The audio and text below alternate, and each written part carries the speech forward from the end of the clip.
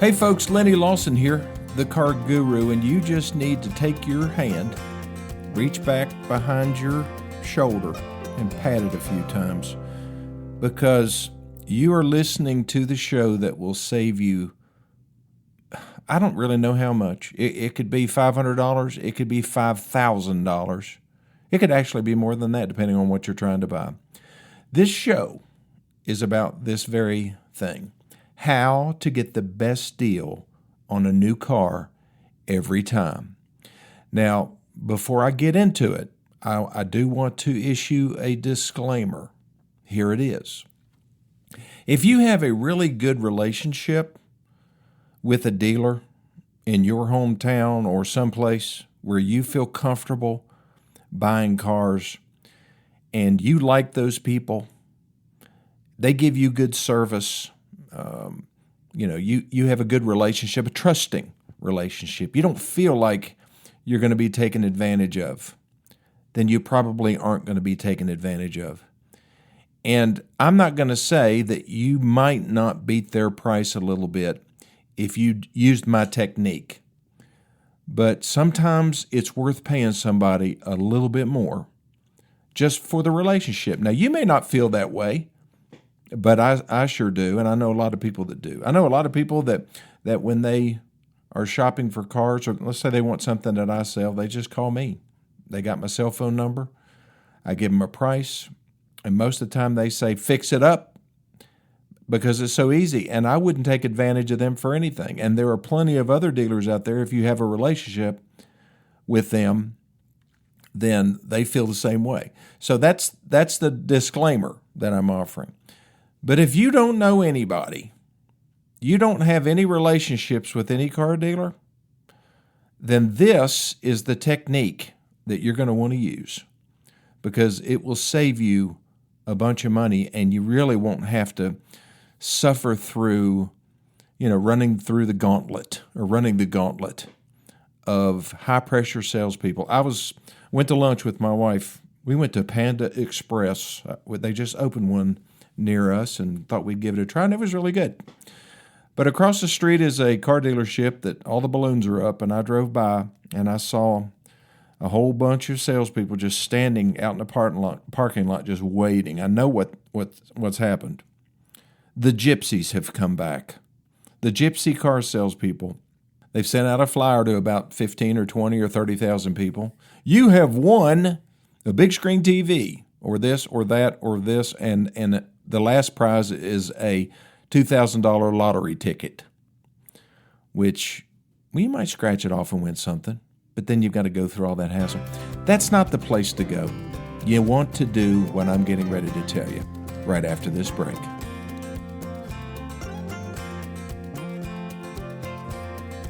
I know you're chomping at the bit to hear how the guru would go about buying a car. See, if I weren't in the car business, I wouldn't know all this stuff, obviously. But since I am, I'm going to pass it on to you.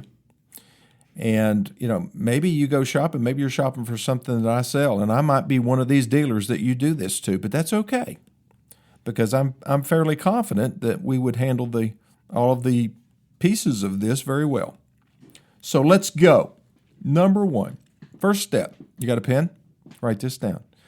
You have to zero in exactly what you want, but you have to be flexible on a few things, because the best way to get the best deal is to buy something that's on their lot. So you may have to be flexible in color. You may have to be flexible on some of the options that you might be able to live without. Like on let's say an F-150. You'd like to have leather, and that would be a Lariat model. But, the XLT, you could save a lot of money on an XLT. So, if you go in there thinking you're going to get a Lariat, XLT might save you a bunch of money. And they have it in stock. And that does make a huge difference. Okay, that's number one. Number two, don't play games. Be ready, willing, and able to pull the trigger. If you've got really marginal credit, some of this will go out the window, not much though. That's mostly when you get to the financing stage where it really diverges. But we're not getting into that. We're just talking about buying the car and getting the best trade value, okay? So be ready, willing, and able to pull the trigger, and because they've got other more important things to do than just mess around with somebody who's just not really interested in buying a car. Okay, number 3, you're going to pick 3 dealers that sell the brand that you are interested in. Why 3? Because 3 has more credibility. If you're talking to a dealer about, and he's one of the 3, and you tell him that you have one other offer from another dealer, he's going to be more skeptical about that than if you have 2 other offers.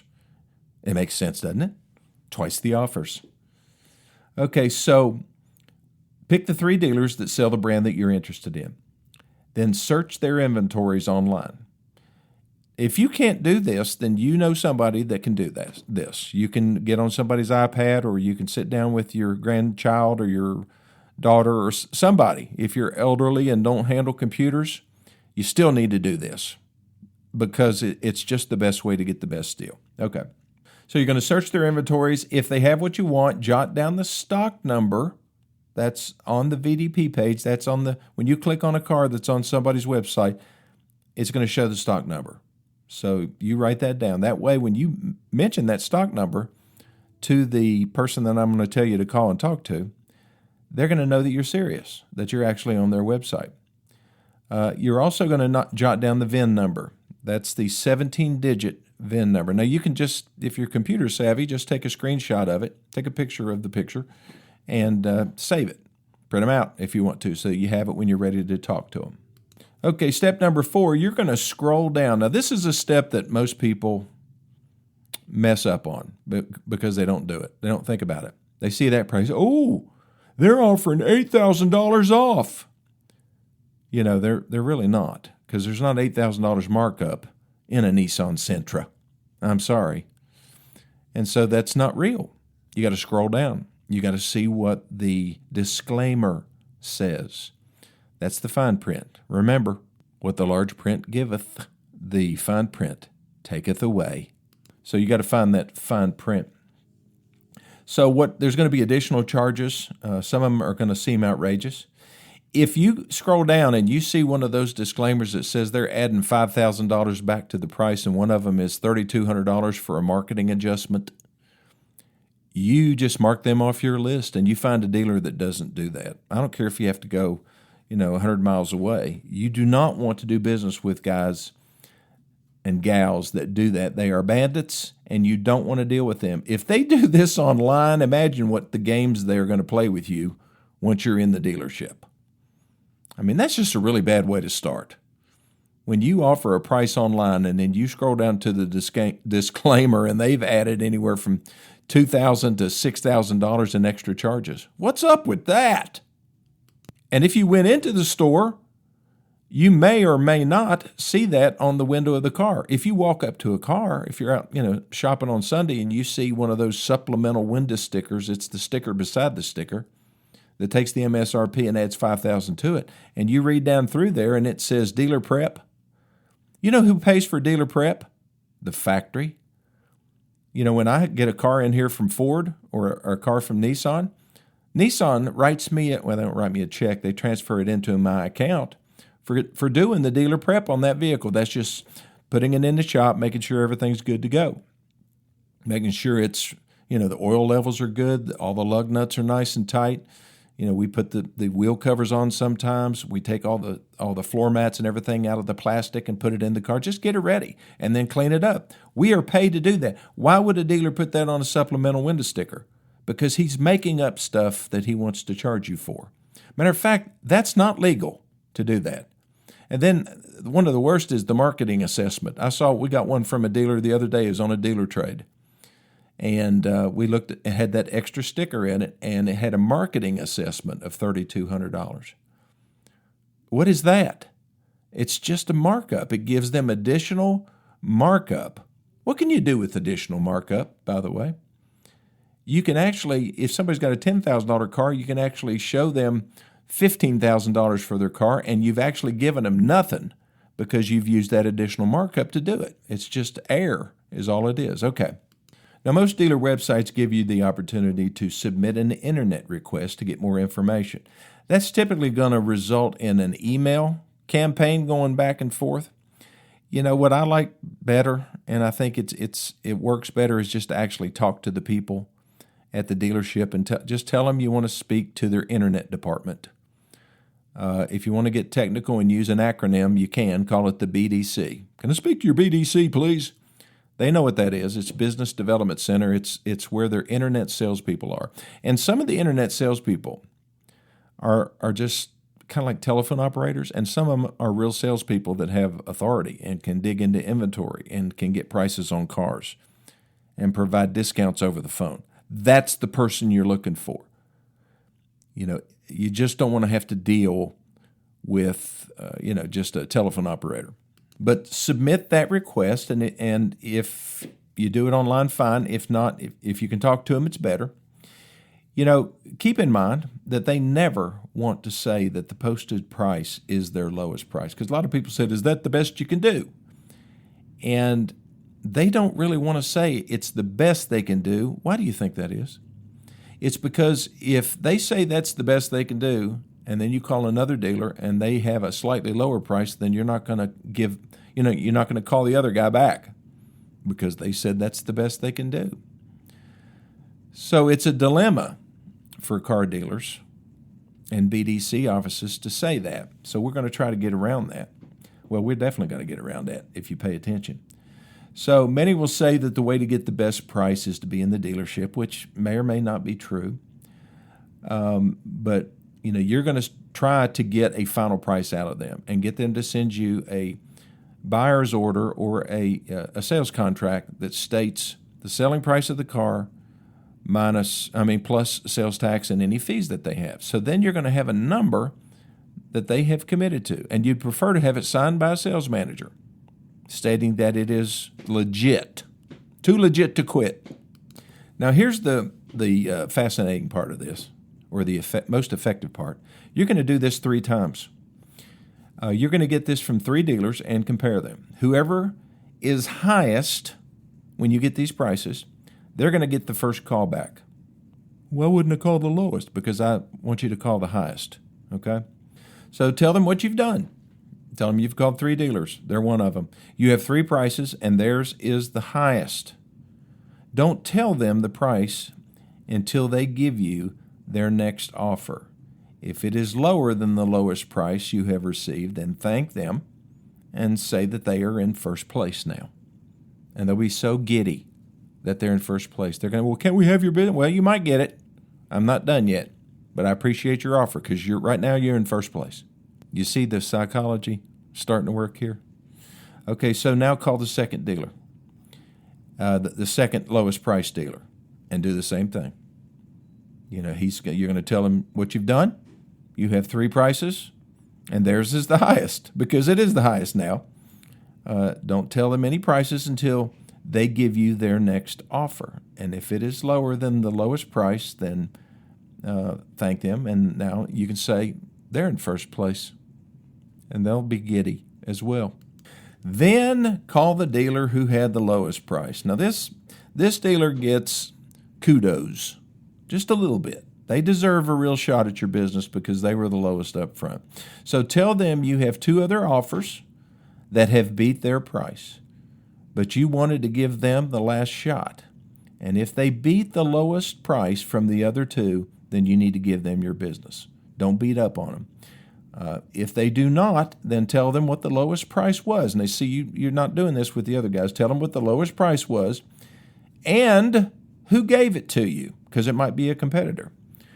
Then if they beat it by even $1, then they need to get your business because they deserve it. Now, the only disclaimer here, like I said, is if you have some kind of relationship with them and you like their service or whatever, what is going to be your threshold for that?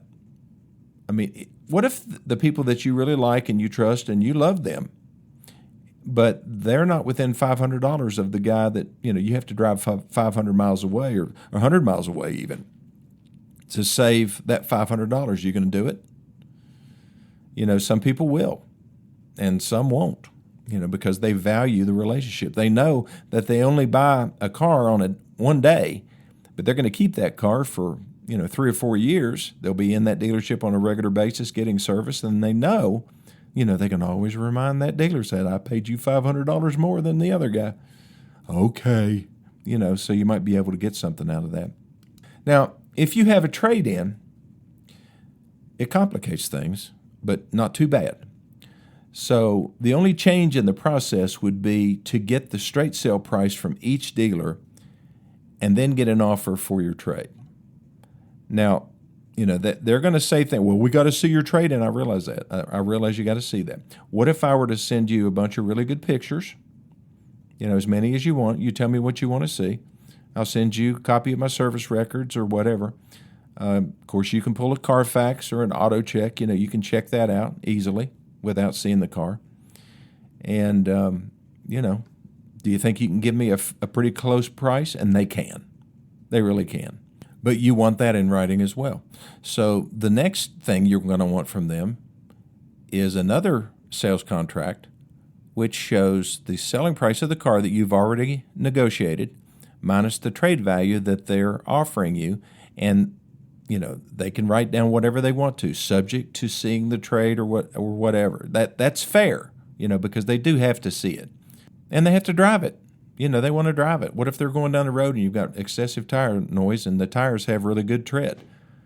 Well, they're going to have to replace the tires. Or if the age of the tires is too long, beyond 7 years, you're supposed to replace your tires. And this has happened many times.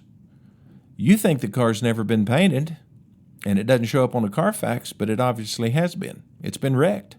And they see that, and you're in shock. And then everything everything can fall apart at that point, and that's fine. If you can't make it work from a number standpoint, the dealership will just have to live with that.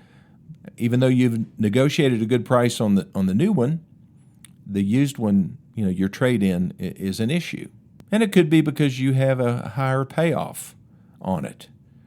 And that's something that you need to nail down before you go to the dealership. You have to know what your payoff is. Don't wait till you get to the dealership and have them call and get your payoff. What's your payoff? Well, I don't know. I haven't checked. Call your bank or whoever's financing your car and get a 10-day payoff. They'll tell you what your payoff will be, and that'll be good for 10 days, as long as they have a check in 10 days. And write that down. So, once you've decided which dealer you're going to trade with, when you go to the store, make sure your vehicle is spotless. Get it detailed or get it cleaned up.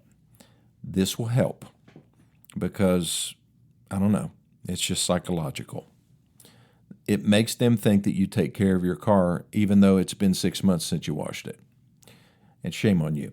This does make a lot of difference. If they drop their offer significantly, remind them that you have 2 other offers in your pocket. Remember, we got the other dealers to give us basic numbers on the car as well. So you've got those in writing, in your hand.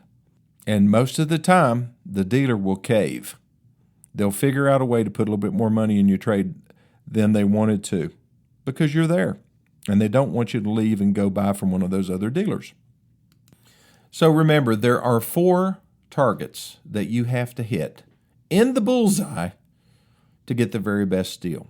And that's the lowest sale price, the highest trade value, the easiest financing terms, which includes the lowest interest rate you can get, and then the best price on any aftermarket products like extended warranties, gap insurance, whatever. Those things, if you can have a great deal going and blow it when you go to the finance office because you run into some really slickster who sells you an extended warranty based on the monthly payment rather than the selling price, and you get home, you realize you paid $5,500 for a $1,800 warranty.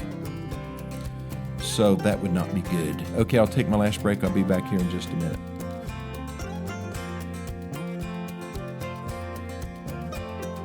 Okay, so this is a little work.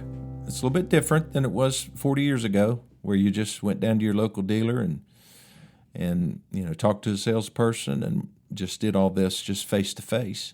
And then if it wasn't good enough, you go to another dealer, and then you go to another dealer. That was much more laborious. But now with the internet, you can do a lot of this at home, and you don't have to encounter unpleasant people.